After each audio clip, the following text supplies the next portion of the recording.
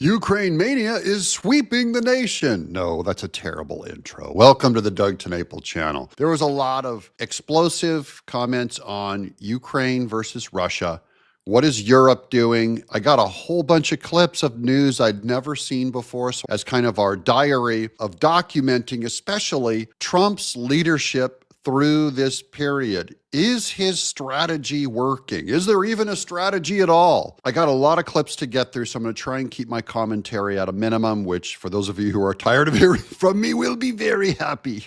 Watch this. Here's Piers Morgan. Talking to him this week. He wants peace. Does Putin want peace? Well, this is why you've got to give Trump some leeway in how he deals with Putin. We may not like it, but he's got to get Putin in that room, and he's got to get Zelensky in that room, and they've got to do a deal. And from your conversation on the phone with President Trump this week, maybe one day he'll speak to the BBC instead of phoning you up all the time. I'll put a good word in that for you, would be Laura. great. Yeah. That you believe that he is sincere, not just in ending the war, 100%. but having a lasting deal so that Putin can't reload and then come back. 100%. Can I just make one comment? No, you can't. Christiana Almondpour. You know, my big commentary on this is just why are they questioning Trump's motives already? They're going, he doesn't want a lasting peace with Russia. This is the Russia suspect stuff. It is absolute lunatic. The most lunatic thing to think that Trump cares about Ukraine or Russia. He doesn't care about either one. He really cares about peace. It really turns his stomach, the idea of war, probably more than most of us, to a point that I don't know if he'd fight any war unless we were directly attacked. Okay, now here's Ronald Reagan. We're going to go all the way back to the Reagan administration. Did I understand you correctly to say that you have not changed your mind from the time you described the Soviet Union as the, quote, evil empire? The Soviet Union has, back through the years, made it plain, and certainly declared, leader after leader has declared, his pledge that they would observe the Marxian concept of expansionism, that the future lay in a one-world communist state. And by the way, that's the left's formal position today. That is liberalism. To promote, they end up promoting, it's not formally to promote Marxism, but Marxism is where all the feminist stuff comes from, rainbow stuff, DEI, BLM, global climate change. There's a unifying feature on all those. They're all Marxist, socialist, communist. It might be Bernie Sanders. I'm too loose with my rhetoric here, but I'm only saying their defining principle that if you look for this unified theory of them, it's strange to me how they all just so happen to be so warmed up to Marx. And now Reagan, who called Russia the evil empire, and they were all so freaked out that he called them the evil empire. They're like, no, you can't say that. Well, today, that's what every Democrat is saying. They're all speaking Ronald Reagan, going, Trump, you're too warm to Putin, and Putin is an evil empire. Thank you guys for, at the very least, admitting that you were lying back during Reagan. President Ronald Reagan believed that the United States should protect peace through strength and promoted these values at home and abroad. His tough negotiations with Soviet General Secretary Mikhail Gorbachev led to the INF Treaty in 1987 that, at the time, eliminated all intermediate and short-range ground-based missiles and launchers from Europe. We now have a leader that is apparently willing to live with other philosophies in other countries. And he got punished for doing that. Russia got walked on by Europe, and Europe instantly went east. They promised in this disarmament deal that NATO would not go 1 inch east. That was their promise. And as soon as they made the deal, Europe started walking east and putting that threat and bomb threat into Ukraine right up against Russia's borders. Now, I'm not defending Russia. Putin is a meat grinder. Putin's evil. Russia's evil. Ukraine is evil. But again, they say that doesn't mean that we take his word for that and sign a treaty. He alone may not be able to deliver on something of that kind. We'll sign a treaty, as I've repeatedly said here, when we are sure that that treaty is as beneficial to us as it is to them. Well, I think as long as you've got a chance to strive for peace, you strive for peace. This is where Trump got the peace stuff. He's from a long tradition of people looking for actual peace and demanding peace, just like Ronald Reagan. Now here's Bill Clinton from 2013. Look, Mr. Putin he's very smart. Well, you know him better than most people. Yeah, I do. What was he like behind closed doors, away from, the sort of the public utterances? Smart and remarkably, we had a really good, blunt relationship. How blunt? Brutally blunt. Ever fisticuffs? No, but I think the right strategy most of the time but it's frustrating to people in your line of work. You should be brutally honest with people in private. And then if you want them to help you, try to avoid embarrassing them in public. Right. Now, sometimes they do things which make it impossible for you to keep quiet. But by and large, I found all the people I dealt with appreciated it if I told them the truth. How I honestly felt and what our interests were and what our objectives were. And they also appreciated it when I didn't kick them around in public for as long as I couldn't kick them around. So, that's my experience. And did Putin ever renege on a personal agreement he made to you? He did not. So behind closed doors, he could be trusted? He kept his word in all the deals we made. There you go. I'm not defending Putin. That's Clinton. That's a very interesting rule that he set out also, that in private you're very blunt and you tell the truth and you do not embarrass each other in public. And that's what Trump was responding to under Zelensky. It was 40 minutes of Zelensky embarrassing him, and then Trump in the final bit just snapped on him, and J.D. Vance just snapped on him. Because they're going, look, you embarrassed us, you dragged us into this negotiation, you agreed to the minerals deal, and then now you're reneging on it in public, in front of the press. And so that's where most people blame Zelensky on that. Unless you're just a hardened Trump hater, then they all go after J.D. Vance and go, how dare a vice president speak to him in that way? And I don't think J.D. Vance wanted the deal in the first place, but that's a different story. Now we're going to go to 8 years ago. This is Joe Rogan and Tulsi Gabbard watching Rogan, because there's a whole lot of stuff that accidentally gets said here by the Democrats on Rogan, where they admit that Ukraine is a corrupt, non-trustable, barely even a country. Listen to that. This is a... Dean Rose. Mr. Rose, thank you so much for being here. There's the magazine, Foreign Affairs. Now, Gideon, help me out here. We've got a battle. The Ukraine, some of them want to go into the EU, the European Union, right? And some of them want to stay with Russia. If the Ukraine's not in Europe right now, what continent is it on? Well, it's part of Eurasia, but it's part of Eastern Europe and the former Soviet bloc. It's basically Robin to Russia's Batman. And the challenge here is to try to attract it to the West, to get it to flip sides. So the rebels in the streets, what are they fighting for? They're fighting for a better future. Countries have a development... That sounds like a political speech. No, but it's actually true.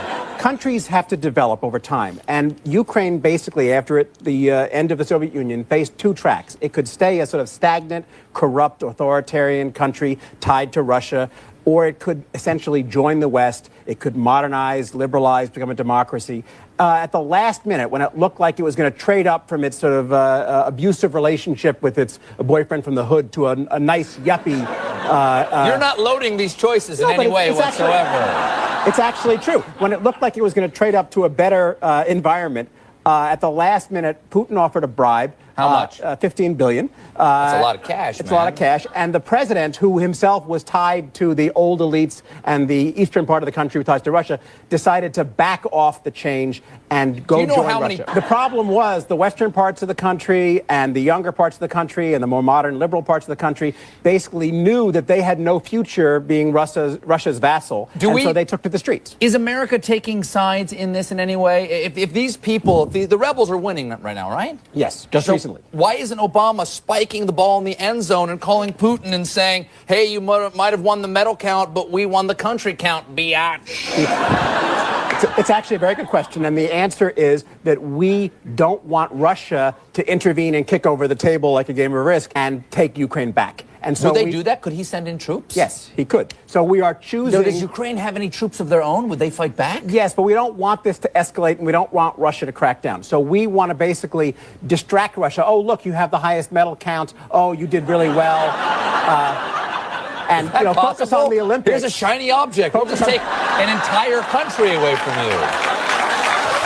that's like a humorous thing that everybody thought was outside the realm of possibility. And now here we are, right. 8 years later, it's actually happening. It is happening. And it happened under Biden, remember. First shots fired under Obama, then Biden's weakness came in and invited this Ukrainian war, which most people on the right were predicting that. We were right about that one. We were wrong, by the way, about China. We thought Biden's weakness would finally allow China to invade in Taiwan, and they didn't do that. So we were wrong about that one. Right about Ukraine, though. Because the longer this goes on, the more NATO is strengthened. And you're going to see me rip on the evil globalist, Keir Starmer out of Britain, France, Macron, all these weak people trying to pull strings and manipulate the world. And what they're doing with this proxy war against Russia is so foul, and Ukrainians are going to get hurt in this whole thing. You're going to see me tear into them. But it's only after you guys have heard me for months talk about how U.S. is corrupt. So I don't want all my friends in Ukraine or in Europe thinking, hey, he's just ripping on us. No, you guys, I've told you, our government is so corrupt, we don't even know the bottom of it. Okay, there's a shadow government. It's anti-democracy, it's anti-republic, it's anti-constitution. We are globalist, evil, billion-dollar, child trafficking, corrupt. Okay? So now I'm going to hit Europe also. I just want to say I'm an equal opportunity offender. Now here's Marco Rubio straightening out the media, because the media is still stuck on stupid when it comes to Trump. They still are playing this stupid, we hate Trump game, instead of, they don't care about Ukraine at all. Let me tell you. All right. So do you know what the United Nations resolution was? I'll tell you if you want to hear what it was. It basically said this has been a horrible war. It's time for it to end. The job of the UN is to bring about peace in the world. I thought that's what the UN was created to do, to stop wars and to prevent them. And that's what the resolution did. Was it antagonistic towards the Russians? No. Back to the point. But it also didn't praise the Russians. All it said is, this is a bad war. It needs to end. And by the way, at the Security Council, which has not been widely reported, the first resolution on Ukraine that has passed the Security Council in 3 years, passed this week because of the leadership of President Trump. And it's a resolution that says, bad war needs to end. Let's bring the two sides together. That's what the resolution is. Again, what is the United Nations for? Isn't it not a forum to promote peace in the world? And shouldn't we all be happy that we have a president who's trying to stop wars and prevent them instead of start them? And I just don't get it. I really don't, other than the fact that it's Donald J. Trump. If this was a Democrat that was doing this, everyone would be saying, well, he's on his way to the Nobel Peace Prize. That's true, guys. This whole thing is just about more Trump hatred.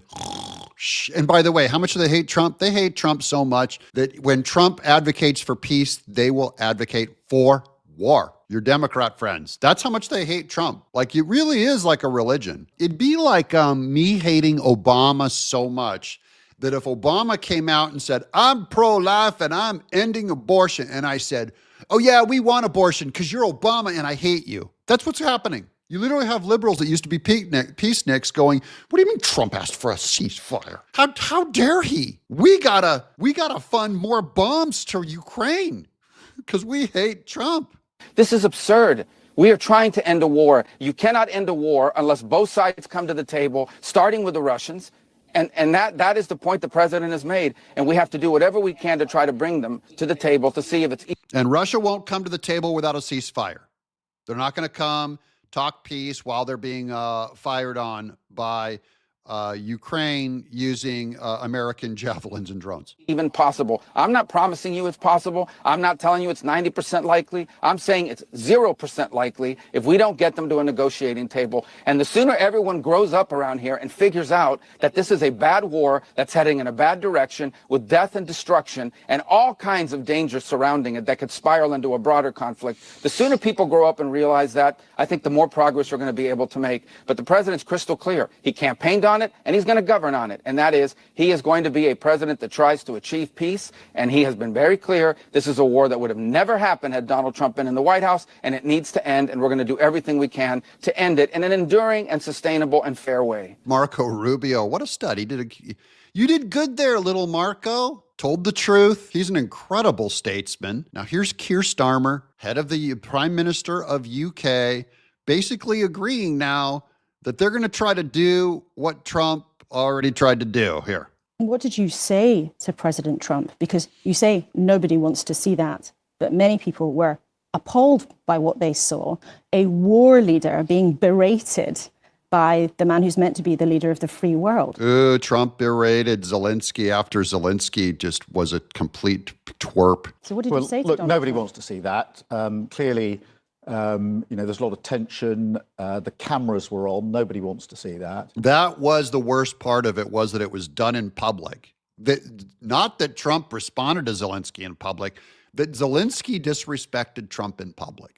He needed to look more thankful. And once his tone was set, that's when JD said, all right, I'm going to hit this guy on behalf of Trump. I'm going to be the guy that has to hit him. And that's what made the whole thing so uncomfortable. I called all my friends going, holy cow, did you just see that? This is the weirdest press meeting I've ever seen. And Zelensky, I was in shock at how he acted. And then I was also in shock at how Trump and JD Vance responded, because this was clearly a public thing that just completely fell apart. I believe it will bring peace. I believe in the end, Trump and JD Vance were still playing the peace game through that whole thing. It was Zelensky who lost his standing in that thing. But I spoke to President Trump. I spoke to President Zelensky. Obviously, we then had President Zelensky to Downing Street yesterday, and I spoke to President Macron after that, and then to President Trump. And the purpose, or my driving purpose, has been to bridge this, if you like, and get us back to the central focus. And as a result of the meeting yesterday, we had quite a long time with President Zelensky, then President Macron and President Trump on the phone. We've now agreed that the United Kingdom, along with France and possibly one or two others, will work with Ukraine on a plan to stop the fighting. And then we'll discuss that plan with the United States. So they're going to stop the fighting. You know what that's called? It's called a ceasefire. That's what Trump was advocating for. So now what Trump did is say, this is not my responsibility anymore. It's Europe's. It is. It's Europe and NATO, them, Trump. He wasn't going to get dragged into this thing because he clearly saw where NATO wanted and Europe wanted to go. And he did not want to go there. He did not want to prolong the war. He wanted a ceasefire. Well, now here's Keir Starmer. I don't believe him, of course. I think he's a liar. And I think NATO and Europe in general, I believe they're liars and largely want to conduct a war and weaken Russia. However, that's just my opinion, okay? However, I just wanted to put that post in to say now, he sounds exactly like Trump in that they're going to get a ceasefire. That is, they're going to stop the fighting first and then talk about mineral deals and things like that. So in those calls on Friday night, through the meeting yesterday, into the calls again last night, I think we've got a step in the right direction because, as I say, nobody wants to see what happened on Friday, but it's really important that we keep our central focus, which is lasting peace in Ukraine. Nobody wants any more. Yeah, nobody wants that more than you. Very good. So glad that you're on board now, Keir. I don't believe you, by the way, Starmer. Here's more. Since we're going into the cultural impact of the United Kingdom on this, I'm going to many of their right-wing shows. I'm going to go to this is a BBC show. I was looking around social media today, and it struck me that a lot of people who like to start wars are suddenly very angry with one guy who wants to stop this war. And there are people who have taken us into one disaster after another, war in Iraq, Afghanistan, Syria, Libya, who have spent much of today on social media attacking Trump. What we're seeing, I think, is a reset of geopolitics, a reset. We're seeing the breakdown. Trump did a reset button. Remember when Hillary brought out the big red reset button? Trump actually had a reset. Of course, the Democrats are upset at what he did. But I like how Britain is understanding exactly what went on. And remember everyone said like, oh, we need Biden and Harris to win to repair our reputation in the world. Biden destroyed our reputation in the world, made us weak. Everyone agrees it was mentally deranged. And then Trump, they go, we can't allow him in the White House. We'll have to repair our reputation around the world again. Look at this guy in Britain going nuts on Trump, how great he is. Sounds like Trump repaired our reputation around the world in a way the Democrats hate. So screw you, Democrats. You guys are warmongers. You're terrible for America. You're lying about Trump. Okay, I got to stop. What you might call the international liberal world order, which saw 20, 30 years of one foreign policy disaster after another. And Trump, I was at the inauguration in America, and people around the president are basically saying, they've had enough of that constant interventionism. They've had enough of Europe, by the way, again, maybe a controversial point, but Europe not paying its way on defence. And they've looked to Germany, they've looked to France, they've looked to Italy, they've looked to the UK, and they said, what are you guys doing? Take Germany as an example. Germany under the Greens, absolutely bonkers, becoming more dependent upon Russia because of its ridiculous energy policy, becoming more dependent. The environmentalists screwed them over. Germany stopped getting energy. They couldn't get any energy. They had to get it all from Russia. So they had to jump into bed with Russia. And of course, we ourselves also helped fund Russia's energy because we also went with green. So the green energy side is weakening our position and not giving us enough energy. So then everyone has to do deals with third world dictators, including Russia, evil countries that are willing to pull the evil oil out of the earth and evil natural gas. So they're in bed with Russia. Germany is. And they also want to fight against them, trying to fund Ukraine. Upon China, and then turning around and criticizing Donald Trump when he says we've got to end this war. I mean, I'm sorry, it doesn't make sense anymore. There are two things that need to happen. One is, Ukraine obviously needs to be involved in the negotiated settlement, that's obvious. But the second key point is this now has to be a line in the sand. After this negotiated settlement, Europe is going to have to pay to defend itself. We cannot just rely on America, because understandably they're saying, look, we've got China, we've got our problems on the border, we've got to revitalize our economy. So I think for everybody who sat there criticizing Donald Trump, I do think we need to look at ourselves in the mirror and think, actually, are we getting this right here in Europe? And he's basically in agreement with Trump's piece, saying it makes sense. Notice it's not Trump is some lunatic, shoot off the cuff, very ignorant of all world events. No, actually, his gut instinct was kind of right, kind of brilliant. Maybe he has great advisors. I don't know. But we are doing good. And I believe a lasting peace will eventually come. I'm gonna have to cut this video off because it's getting so late. So I'll do a part 2 of this because it's going to be long as we do backfill on Ukraine. I'm just giving you guys the stories that no one else will report. And the big story today to me is what's happening in Britain and Europe over supporting Donald Trump. That's good for MAGA, good for the world, because eventually MAGA, we're going to take on the globalists and we're going to kick their butt too. I'm Doug in exile.